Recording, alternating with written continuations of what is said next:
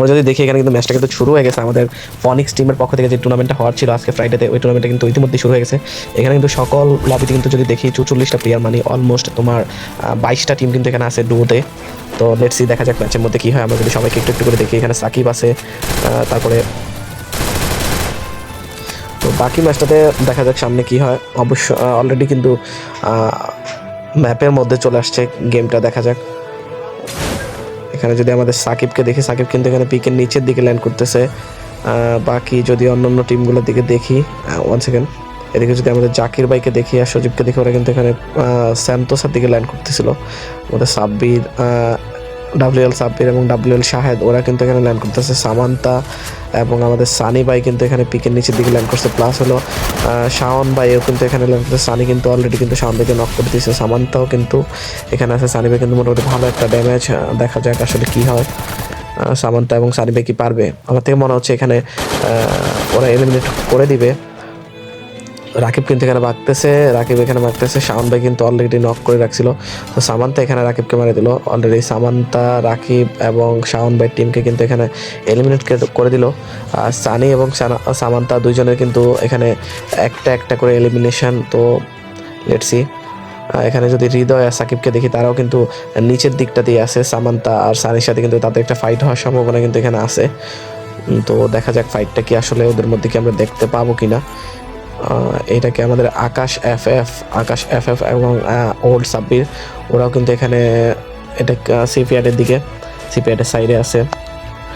আমরা কি পুনরায় আবার একটা ফাইট মনে হচ্ছে এখানে আমরা দেখতে পাবো। ওর কাছে কেন যেন মনে হচ্ছে এখানে একটা ফাইট হলেও হতে পারে। হ্যাঁ, ইয়েস, লেটস সি, এখানে একটা ফাইট হচ্ছে অলরেডি। সামনের দিকটাতে আসলে কারা আছে খুব দেখার ইচ্ছা, আসলে সামনে কারা আছে। একটা নক কিন্তু এখানে অলরেডি করে দিছে। সাকিবের ক্যাম্পে যদি পুনরায় আসি, সাকিব এবং বা আমাদের রায়হানের ক্যাম্পে যদি আসি, ওরাও কিন্তু এখানে পিছন থেকে ঠাটপাটি করতে পারে। এখান থেকে আমার থেকে মনে হচ্ছে আবার পুনরায় যদি আমাদের আবির এবং লিডার ভিডির ক্যাম্পে যদি আসে, ওরা এখানে মিলের দিকে আছে। তো অলরেডি কিন্তু ছয়টা প্লেয়ার কিন্তু এলিমিনেট হয়ে গেছে। 37টা প্লেয়ার কিন্তু এখন অ্যালাইভ আছে স্টিল। তো দেখা যাক সামনের ম্যাচটা যত সামনে যাবে তত ইন্টারেস্টেড হবে। এখানে কিন্তু আমাদের অলরেডি নবিতা কিন্তু এখানে একজনকে মেরে দিল। একটা টিম কিন্তু এখানে এলিমিনেট হয়ে গেল অলরেডি। ম্যাচ আসলে যতটা সামনে যাবে ম্যাচ কিন্তু তত ধুম ধাড়াক্কা একটা ফাইট এবং ততটা জমে যায় আর কি ম্যাচটা। আর এখানে যারা টুর্নামেন্ট খেলতে আসে সবাই কিন্তু অ্যাভারেজ ভালো প্লেয়ার, যাদের গেমিং স্কিল খুবই ভালো। তারপরে ধরো এখানে যারা খেলতেছে কন্টিনিউ, তারা কমসে কম 7 থেকে 8টা টুর্নামেন্ট কন্টিনিউ খেলে আসতেছে ফনিক্সের পক্ষ থেকে। তো সবাই কিন্তু একটা ভালো একটা অভিজ্ঞতা আছে, সবাই জানে আসলে কি করতে হবে, কিভাবে খেললে বুয়াটা করতে হবে, সবাই এটা জানে। এখন আমরা কিন্তু দেখতেছি এখানে সামান্তা কিন্তু অলরেডি আরেকজনকে নক করে ফেলছে। যদি আমরা দেখি ওই পাশে থেকে এটা প্লেয়ারটা কে ছিল, নামটা যদি দেখি কিল হওয়ার পরে। সো লেটস সি, দেখা যাক কে আছে এই প্লেয়ারটা। সাথে ওর টিমমেট জাহিদ কিন্তু ওকে পুনরায় রিভাইভ করে দিছে। তো এই যে এটা কিন্তু একটা বিষয় যে টিমমেট কিন্তু অবশ্যই অ্যালাইভ রাখতে হবে, টিমমেটকে বাঁচিয়ে রাখতে হবে, তাহলে কিন্তু বুয়া করার পসিবিলিটি সব থেকে বেশি। আমার থেকে যেটা মনে হয় যে লাস্টে যেই টিমটাই বুয়া করবে অবশ্যই তারা দুইজন স্টিল অ্যালাইভ থেকে তারপরে বুয়েটা করতে হবে, কারণ সিঙ্গেলে ডুয়োতে বুয়েটা করা কিন্তু অনেক ডিফিকাল্ট। এখন এখানে যদি সাকিবকে দেখতে চাই, এখানে সাকিব কিন্তু অলরেডি জাকির ভাই টিমটাকে এখানে কিন্তু একজন জাকির ভাইকে কিন্তু নক করছিল, বাট এখানে সজীব কিন্তু পুনরায় জাকির ভাইকে রিভাইভ করে দিছে এবং সজীব আবারও জাকির ভাইকে রিভাইভ করতেছে। এখন যদি দেখি নিচে কিন্তু সাকিব আছে, সাকিবের টিমমেট কিন্তু হৃদয় এখানে রাশ করতেছে। এখানে অলরেডি আমার থেকে মনে হচ্ছে সজীব এবং জাকির ভাইকে এলিমিনেট করে দিল হৃদয়। তো হৃদয় কিন্তু এখানে খুবই ভালো একটা কাভার দিছে, যদিও সাকিবকে এখানে বাঁচাইতে পারেনি, কিন্তু অলরেডি এখানে এলিমিনেট হয়ে গেছে। বাদন কিন্তু রায়হানকে রিভাইভ করতে যাচ্ছে। রায়হানদের কিন্তু অলরেডি এখানে কয়টা এলিমিনেশন আছে, আমি বাদনের কিন্তু এখানে একটা এলিমিনেশন আছে। তো রায়হানকে কিন্তু এখন বাদন রিভাইভ করে দিবে। অলরেডি রিভাইভ করে দিয়েছে। সেখানে মাঝখানে আমাদের ফনিক্সের যে টিম প্লাস ফনিক্সের যে গিল্ড, ফনিক্সের যে অফিসিয়াল পেজ, তোমরা যদি কেউ ফনিক্সের সাথে যুক্ত হতে চাও, ফনিক্সের টিমে আসতে চাও, প্লাস এরকম টুর্নামেন্টগুলো এনজয় করতে চাও, তাহলে অবশ্যই ফনিক্সের ইনবক্সে, মেসেঞ্জার বক্সে তোমরা মেসেজ করলে অবশ্যই তোমাদেরকে রিপ্লাই করা হবে। যদি কেউ আসতে চাও অবভিয়াসলি নাম চেঞ্জ করে দেন, তারপরে আসতে হবে। আর আমাদের টুর্নামেন্ট কিন্তু প্রতি সপ্তাহে টুর্নামেন্ট হয়। আমরা চাবো সামনেতে যাতে টুর্নামেন্টের সংখ্যাগুলো আরও বাড়ানো হয়। প্লাস আমাদের কিন্তু এখানে কিন্তু একটা ছোটোখাটো একটা গিভওয়ে দেওয়া হয়, যে টিমটা জিতে তাদেরকে কিন্তু একটা গিভওয়ে দেওয়া হয়। আমরা যদি আবিরের লেটে আসার পরে দেখতেছি আবির এখানে মিলের দিকে আছে এবং আবিরের টিমমেট কিন্তু অলরেডি একজনকে নক করে দিছে, ডাব্লিউএল সাব্বির এবং ডাব্লিউএল শাহেদ। ওরা কিন্তু এখানে অলরেডি দুইজন কিন্তু ডেট, এবং আবিরের টিমের কিন্তু অলরেডি দুইটা এলিমিনেশন দুইজনের। লেটস সি, দেখা যাক। আবির কিন্তু ভালো খেলতেছে এই টুর্নামেন্টে। আবির এবং আবিরের টিমমেট কিন্তু খুবই ভালো একটা ডুও তারা। যদি একটু দেখি, ওরা কিন্তু এখানে ভালো একটা যে টুর্নামেন্টে ওরা কিন্তু খুবই ভালো ক্যারেক্টার কম্বিনেশন ইউজ করে। তো টুর্নামেন্টগুলোতে আসলে এরকমই হয় যে ভালো ক্যারেক্টার কম্বিনেশন দিলে প্লাস ভালো আইকিউ থাকতে হয় অবশ্যই। তো এখানে যদি সাকিবকে দেখি, এখানে কিন্তু একটা ফাইট হলেও হতে পারে। সাকিব কিন্তু অলরেডি একজনকে ড্যামেজ দিচ্ছে, একজনকে নক পর্যন্ত করে দিছে। তো ওর টিমে কিন্তু ওকে রিভাইভ করার ট্রাই করবে। তো আমি যেটা বলতেছিলাম যে ওদের সাইড থেকে যদি দেখি পুনরায়, দাঁড়াও ওয়েট, লেটস সি। দেখো অলরেডি ওদের কিন্তু হেলথ কিন্তু ফুল হয়ে গেছে ক্যারেক্টার কম্বিনেশন কারণে। দেখো অলরেডি কিন্তু পুনরায় হিল করতেছে। তো এইটা হলো যে আসলে আসল আইকিউ যেটাকে বলে কাস্টমে, কিন্তু এটা কিন্তু খুবই কার্যকরী একটা ব্যাপার যে টুর্নামেন্টগুলোতে খুব কাজে লাগে। এখানে দেখা যাচ্ছে সাকিব আর হৃদয়কে কি নক করে দিল অলরেডি? না, নক কিন্তু হয় নাই। সাকিব কিন্তু এখানে ব্যাকগ্রাউন্ড থেকে খুবই ভালো কাভার দিতেছে হৃদয়কে। এখানে যদি দেখি সামান্তা মনে হয় হৃদয়কে এখানে মেরে দিচ্ছে। সামান্তা যদি ওদের ক্যাম্প থেকে যদি একটু দেখি, সাকিব কিন্তু এখানে পুরো বিপদে আছে, ওকে কিন্তু 2-3 দিক থেকে মারতেছে। এটাই হচ্ছে ওর সাথে সামান্তা আর সানি ওই অপোজিট দিকে, পিছনে একটা টিম। সাকিব কিন্তু এখানে পুরো মাঝখানে মিডলে আটকে গেছে। এখানে সাকিব কিন্তু এলিমিনেট হয়ে যাওয়ার সম্ভাবনা আছে। দেখা যায় আসলে কি হয়, ওদের দিকে একটু তাকাই। সাকিবকে যদি দেখি পুরো ফাইটের দিকে যদি ফিরে আসে, সাকিব এখানে মেডকিট করতেছে। সাকিবের সামনে কিন্তু এখানে সামান্তারা আছে, সামান্তা কিন্তু এখানে নোভার করতেছে। হ্যাঁ, সামান্তা কিন্তু অলরেডি ডেড, সামান্তার টিমমেট কিন্তু সানি বাইচা আছে।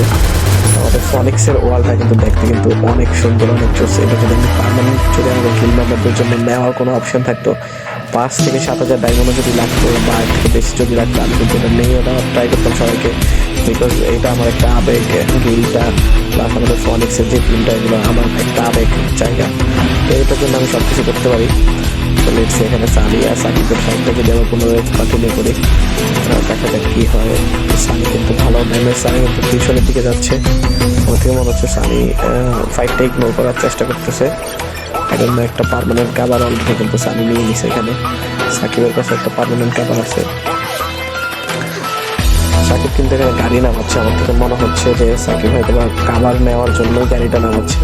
এরকমও হতে পারে যে সাকিব কিন্তু খুব কনফিডেন্স আছে যে ওকে মেরে দিয়ে তারপরে হয়তো গাড়িটা নিয়ে চলে যাবে। এরকম কিছু হলেও হতে পারে, দেখা যাক। সানি কিন্তু ড্যামেজ পুনরায়, সাকিব কি রাশ করবে সানির উপরে? হ্যাঁ, ইয়েস, রাশ করতেছে এখানে। এখানে কিন্তু সানি কিন্তু ফিনিশ। সামান্তা অ্যান্ড সানি, ওদের টিমটা কিন্তু এখানে অলরেডি এলিমিনেট হয়ে গেল। এখানে কিন্তু সাকিব কিন্তু, হ্যাঁ আমি যেটা বললাম যে সাকিব কনফিডেন্ট ছিল, ও অলরেডি গাড়ি ড্রপ করতেছিল যে ও ওদেরকে মেরে দিবে, দেন গাড়ি নিয়ে চলে যাবে। তো ঠিক তাই হলো। সাকিব কিন্তু এখানে হৃদয়কে রিভাইভ করে দিবে। রায়হান এবং বাদনের দিকে যদি আমরা কিন্তু অলরেডি ফাইটে, রায়হান কিন্তু অলরেডি একজনকে নক করে দিছে। তো যদি নামটা একটু দেখে, ও আচ্ছা, ও এই প্লেয়ারটা যেটা ছিল ও আমাদের টিমের না, গিল্ডের না, সরি, যার জন্য আমি এখানে নামটা নিচ্ছি না।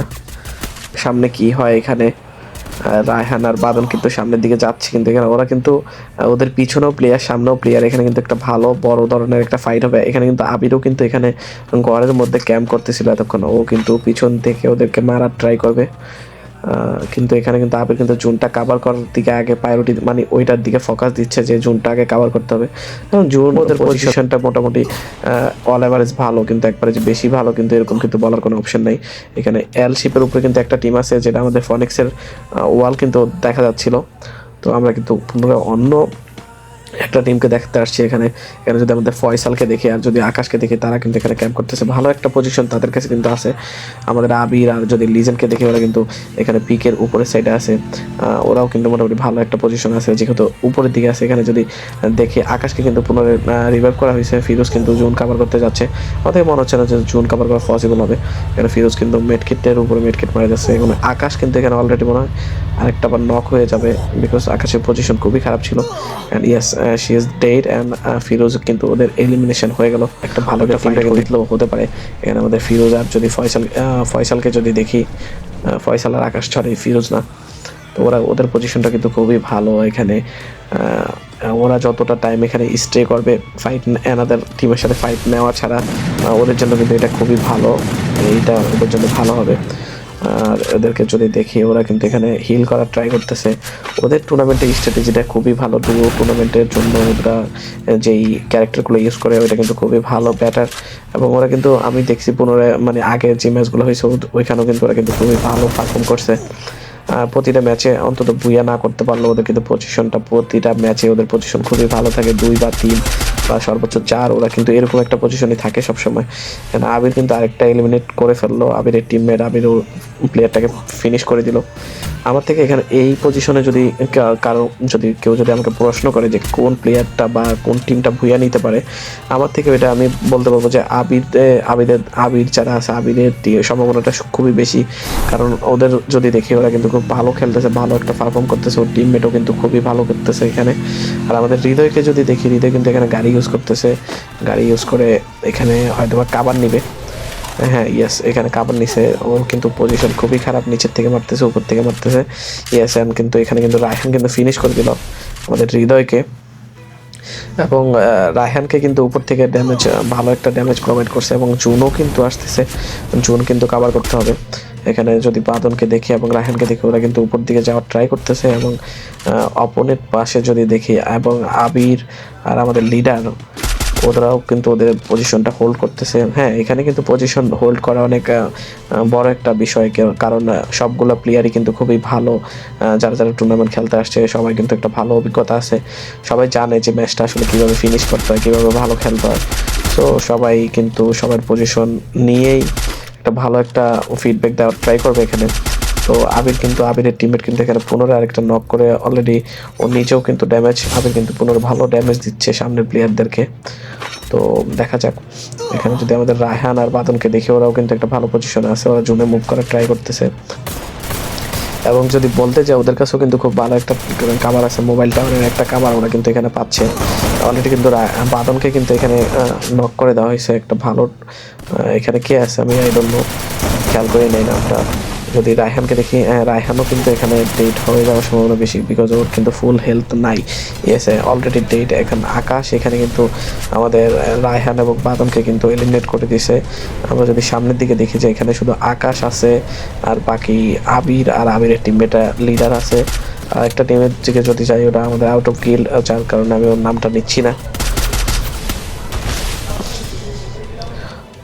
দেখা যাক, আমার থেকে মনে হয় যে আবিরের বললাম যেটা, যে ওর টিমমেট বাইচ আছে প্লাস ও বাইচ আছে, ওদের সম্ভাবনাটা সব থেকে বেশি এখানে কিন্তু আবির কিন্তু গ্রোজা এক্স ইউজ করতেছে, যেটা আসলে মোটামুটি ভালো একটা ড্যামেজ প্রোভাইড করে। সো লেটস সি, দেখা যাক কি হয়।